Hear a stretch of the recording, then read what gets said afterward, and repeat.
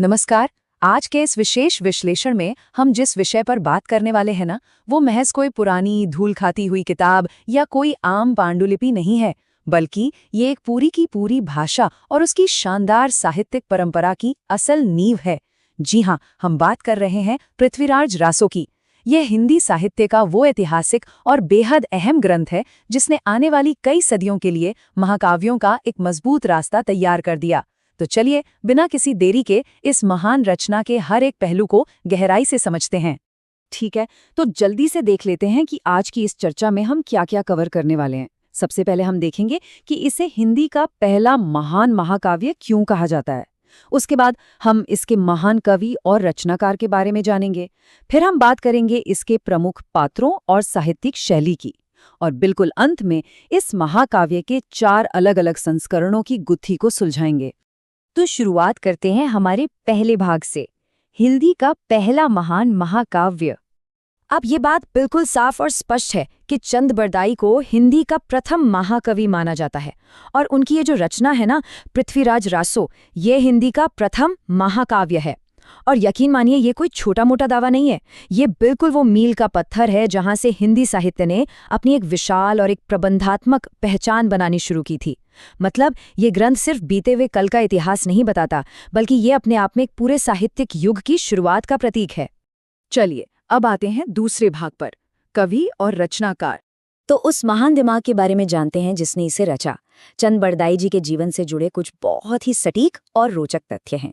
देखिए, इनका जन्म 1168 ईस्वी में लाहौर में हुआ था। ये भाट जाति से ताल्लुक रखते थे और इनका गोत्र था जगाता। ऐसा माना जाता है कि उन्होंने इस महाकाव्य को 1193 ईस्वी के आसपास रचा था।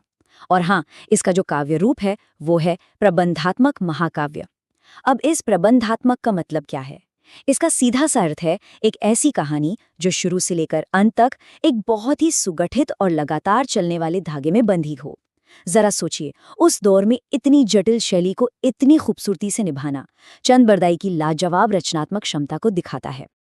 अब यहाँ जो बात आपको सबसे ज्यादा हैरान करेगी वो है ये नंबर 69। देखिए, पृथ्वीराज रासो में जो अध्याय होते हैं ना, उन्हें सर्ग या समय कहा जाता है।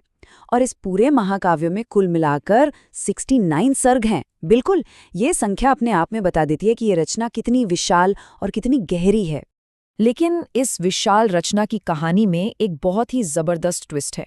इन 69 सर्गों में से सिर्फ 61 ही चंद बरदाई ने लिखे थे। तो बाकी के किसने लिखे?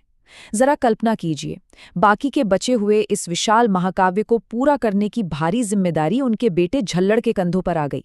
जी हाँ, बाकी के 8 सर्ग झल्लड़ ने पूरे किए।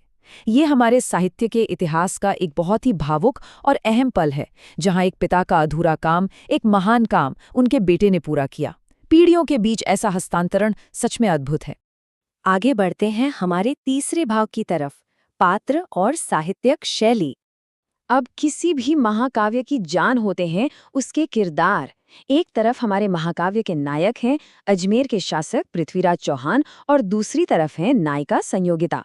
नायक को शास्त्रीय साहित्य की धीरोदात्त श्रेणी में रखा गया है। धीरोदात्त मतलब समझते हैं? एक ऐसा योद्धा जो बेहद शूरवीर हो, गंभीर हो, क्षमा करने वाला हो और जिसका स्वभाव बिल्कुल स्थिर हो। और वहीं दूसरी ओर हमारी नायिका संयोगिता हैं, जिन्हें मुग्धा श्रेणी में रखा गया है। मुग्धा यानी एक ऐसी नायिका जो युवा है, बेहद सुंदर है और मासूम है। इन दोनों का ये सटीक क्लासिकल वर्गीकरण साफ दिखाता है कि चंद बरदाई को काव्यशास्त्र का कितना गहरा और बारीक ज्ञान था। और इन शानदार किरदारों के आसपास जो भावनाएं, जिन्हें हम रस कहते हैं, बुनी गई हैं, वो मुख्य रूप से 2 हैं, वीर रस और श्रृंगार रस। ये रासो एक तरफ तो आपको युद्ध के मैदान की वो उग्र ऊर्जा, वो शौर्य और वीरता महसूस कराता है, तो बिल्कुल दूसरी ही तरफ ये बहुत ही गहरे प्रेम और रोमांस को भी बड़ी खूबसूरती से आपके सामने पेश करता है। वीर और श्रृंगार रस का ये जो गजब का बैलेंस है ना, यही इसे एक सच्चा और पूर्ण महाकाव्य बनाता है। अब अगर हम इसकी भाषा की बात करें तो इस महाकाव्य को पिंगल शैली में रचा गया है। ये पिंगल शैली क्या है? इसे आप एक भाषाई समीकरण की तरह समझ सकते हैं। अपभ्रंश और ब्रज भाषा का एक बड़ा ही शानदार मिश्रण।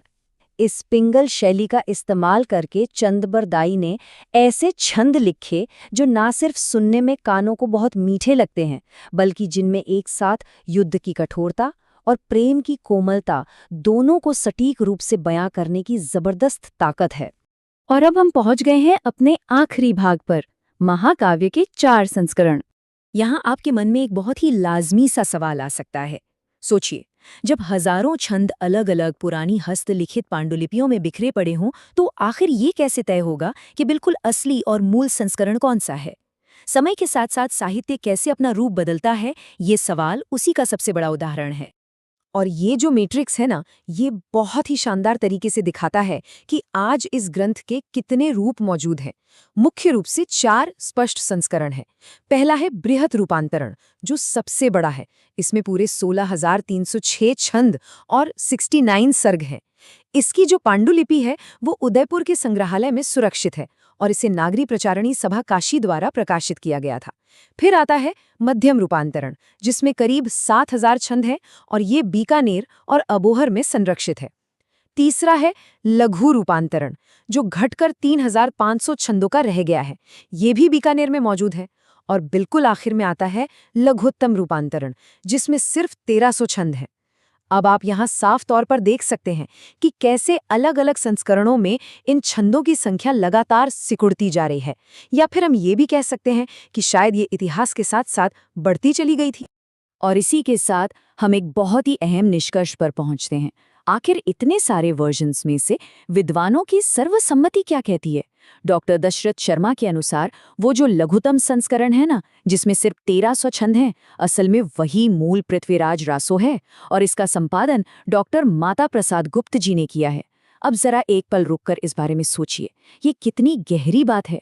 जो ग्रंथ शुरुआत में महज 1,300 छंदों का था, वो सदियों के सफर में लोगों की श्रद्धा, गायन और समय के साथ जुड़ते जुड़ते 16,000 से ज्यादा छंदों का एक विशाल पहाड़ बन गया। ये हमें सोचने पर मजबूर कर देता है कि क्या कोई महान साहित्य महज एक कवि की रचना होता है, या फिर ये सदियों तक पूरे समाज द्वारा लगातार गढ़ा और बढ़ाया जाता है। इसी दिलचस्प और गहरे सवाल के साथ हमारा आज का ये विश्लेषण यहीं समाप्त होता है।